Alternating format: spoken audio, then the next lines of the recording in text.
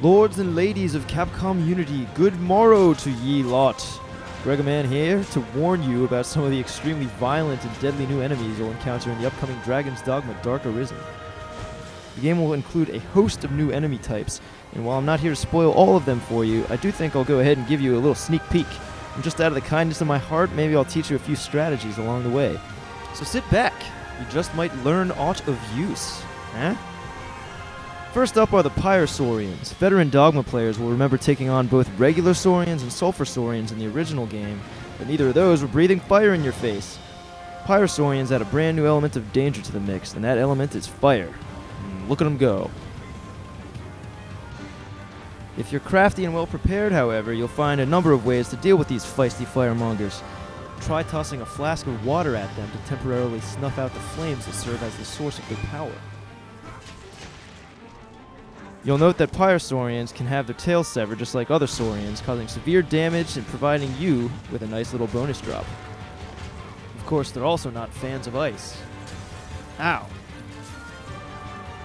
Next up is the Eliminator. This guy lives to do one thing, and the name gives it away. How does he do it?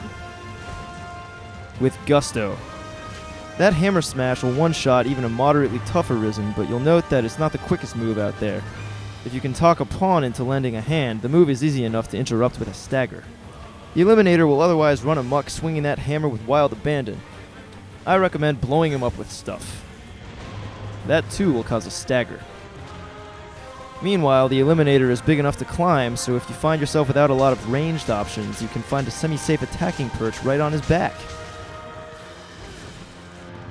Finally, we have Death. You know the concept, now meet the embodiment of it.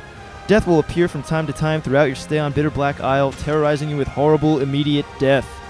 He can teleport at will, his lantern emits a spell that'll put you and your pawns to sleep, and his wide scythe attacks will kill you and your pawns, like, really.